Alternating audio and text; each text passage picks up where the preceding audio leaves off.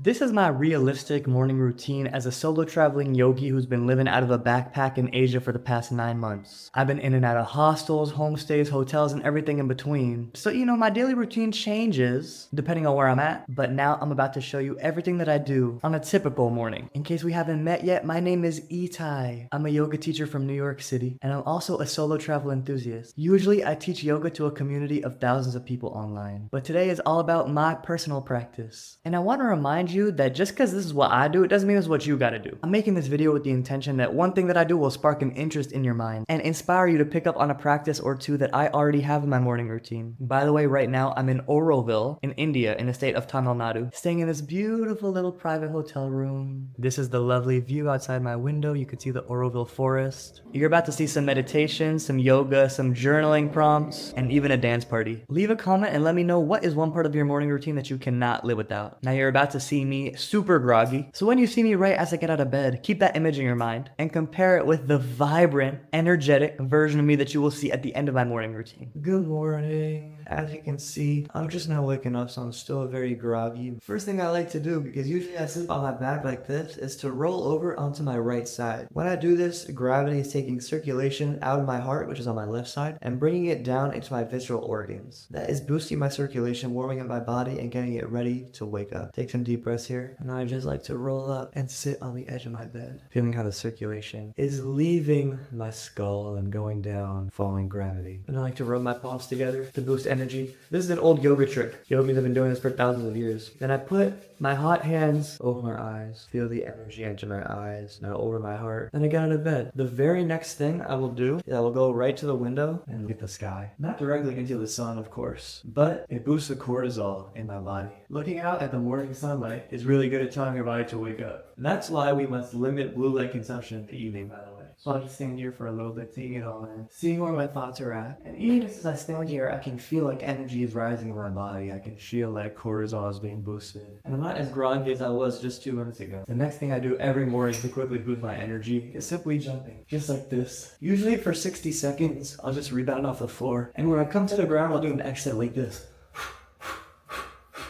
This is really good for lymphatic drainage, releasing muscular tension, waking up my body, boosting my heart rate, and elevating my body temperature. All of these things boost my sympathetic nervous system and let my body know it's time for action. But when the jumping is over, I feel way more alive. I feel like my brain waves are now in beta, which means I can think more logically. And then I move on to the part of my morning routine which is most healing to my left side of my brain, my logical brain. Speaking of those beta waves, now that the gears are turning up there, I'm going to start journaling. So I have 2 journals actually. I have one which is for my morning pages. It's part of a book called The Artist's Way. It's an amazing book that changed my life. And the author says, no matter who you are, every morning, if you write for 30 minutes straight, you'll feel your life begin to change. And I totally agree. So this is the notebook that I use for my morning pages. I put a little vision board on the front cover. And every day, I write 3 of these big pages that are bigger than my head. I think of it like a free write, and I just write stream of consciousness, whatever comes to me. But then I also have this little notebook, which is just for lists. It's exclusively for organizing what I want to do today. So we have to-do lists, we have areas of focus, we have habit tracking. So depending on what hemisphere of my brain is more active on any given day,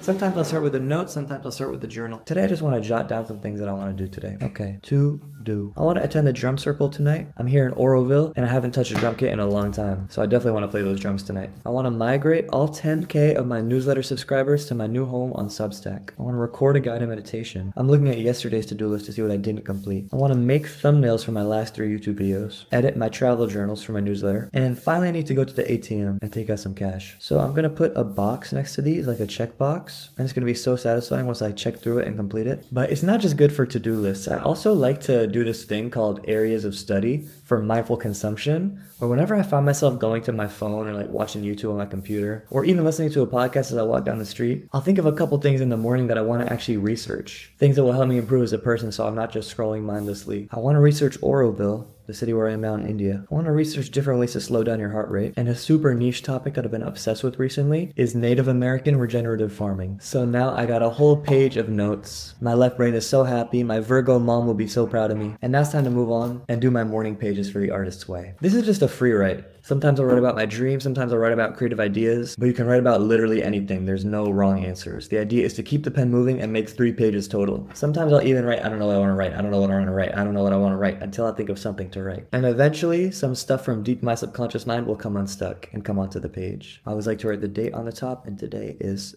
February 20th, 2025, and here we go. I just took the last 30 minutes or so to write my morning pages. As you can see, I am so much more awake just after doing that, and I took the moment after I wrote to just admire all the things on my vision board, kiss all the items that mean a lot to me today, and now it's time to move on. Next thing we gonna do is a whole lot of yoga. It involves movement and stillness, and it usually goes back and forth as far as which one I start with, but today I want to start with movement. Some days the morning pages leaves me, a little more introspective, a little more lethargic. But today, it's left me very energized and excited about the future, excited about the day ahead. And so I'm gonna do some stretches on the bed. By the way, in case you didn't know, I have a whole YouTube video on different stretches you can do from your bed, so feel free to watch that one if you need some more inspiration. But this is what I'm feeling today. Keep in mind, I woke up with a little crick in my neck, probably because I was sleeping in a funny position. So I'm gonna do some twisted child's pose to deal with that. This is what is so good for twisting your spine, giving every vertebrae a little more room to breathe. I feel it all the way from my coccyx to my neck. And of course, we gotta do both sides. Also just gonna rock with a simple wide leg child's pose. Nice and butterfly flutters. I'm a big yoga enthusiast and I've been doing yoga for a long time, so at this point in my yoga journey, when I do these morning asanas, I just kind of improvise. There's no set routine that I follow, I just do whatever my body calls for. Well, Papa Wheelie, one of my favorite back bends. Wee, look at me. Then hugging my knees to my chest is a quick counter pose. Every time I start moving all around doing these poses, my camera is like, who am I supposed to follow? What's going on? Here's another fun back bend. Ooh, just bringing all my circulation into my head. Ooh, just letting my throat open.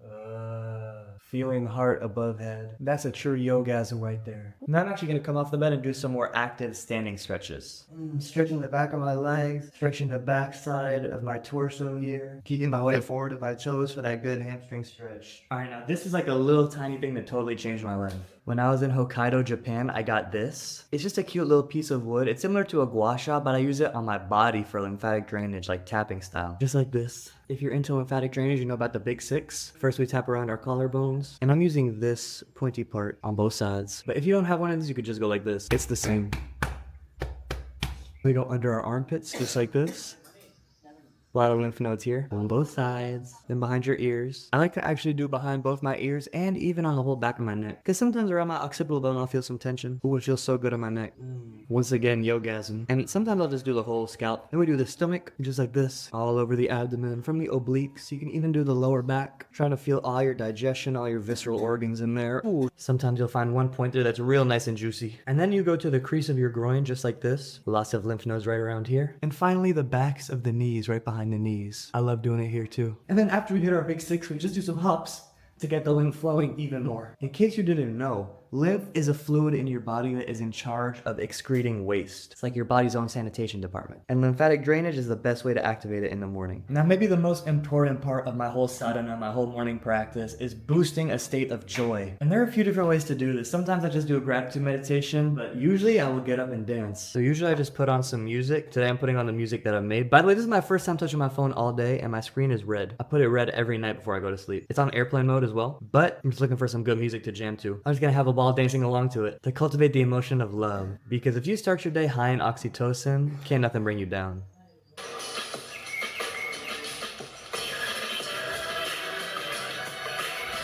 Woo. Joy, joy. I want to switch right here. Woo. Yesterday I went to an ecstatic dance class. And I was doing a whole lot of this in there. That was too good. Lust for life restored. I really feel in love with the universe every time I do that. And by the way, as I'm doing this morning practice, I'm crossing off all the things that I wanted to do. I wrote this down last night. Now, some of y'all might be asking, why is bro not drinking water? Like, aren't you supposed to drink a gallon of water right when you wake up? I'm about to drink water in a special way, but I like waiting until after I move around to do it, because if you drink a bunch of water, then you start jumping around like I just did, it's bad for your digestion. So check me out. Here I have this copper water bottle that I got from the Isha Yoga School in Coimbatore. And copper has many, many Ayurvedic properties. It is antimicrobial, and it actually restructures the water too. So I always fill up my water bottle before I go to bed. I let it sit for 8 hours, and the water just literally tastes different when I go to drink it in the morning. But I don't just drink it in any old posture. I drink it like this. I drink it squatting in Malasana like this. This is how I sit on the toilet as well, by the way. Sorry if that's TMI. But this position is so good for your digestion because look, all my bowels are aligned right now. It's bringing circulation to my pelvic floor. So when you drink warm water and make sure it's warm in this position, you are gonna poop immediately after. For me, it's a 10 times out of 10 kind of thing. Every time I drink water in a squat position, I go poop right after. Especially in the morning. Bottoms up. That tastes good. Also, this water bottle has such a nice quote on it. If you hold the water you drink with gratitude and reverence, health and equanimity will be a natural consequence. Sadhguru. How beautiful. I must say I love being in a private hotel room because usually when I travel, it's a mix between hotel rooms and hostels, like dorm beds. And now I just feel like I can do my own thing. Like that dance party I just had, I would not have had in a hostel, or I would have to go somewhere private to do it. I love having this private little sanctuary. Because this water bottle is shaped like a pear or an eggplant, it always takes so much longer to get to the bottom than I think it will. Well, that's the end of the water bottle, and as predicted, I'll have to squat on the toilet. Y'all unfortunately can't see this part, but I'll be right back. Okay, I'm back. Before we get into the last few steps, I want to list some honorable mentions, things I sometimes do but didn't include today. Cause this is dynamic, it's changing every day. I have this jump rope. As y'all saw, hopping is a big part of my morning routine, but if I have space to jump rope, which I honestly don't really have enough space in this room right here. When I do have some space, I'd love to get like 3 sets of 60 seconds, just jumping rope. Another thing is this Thai herbal inhaler. I think a lot of Asian cultures have different versions of this, but it's just like a eucalyptus oil base. Ooh, with a few other herbs mixed in. When you put it up to your nose, it just wakes you right up. It's like the plant-based way to snort white lines. Is booger sugar plant-based though? You know what I'm trying to say. Another major key that I'm not doing today because I only do it like once a week is neti pot. You put it in your nose, you fill it with water, and then you let the mucus drain just like this. Every time I'm super congested, I fire that up and it feels way better. Also, sometimes I really enjoy watercoloring in the morning. This is the watercolor I did last night. Just some smiling trees. But this morning I want to spend extra time writing in my journal, so I did not watercolor. Next thing that I'm gonna do is just simply meditate. I always set a 10-minute timer on my phone and pick a mantra or a guided meditation of my choosing. Today, before I go into stillness, I'm gonna do some fiery breath work. It's called Kapalbhati Pranayama, also known as the breath of fire, and it's done using your abdomen. It looks like this. So I'm gonna do that for about 1 minute now.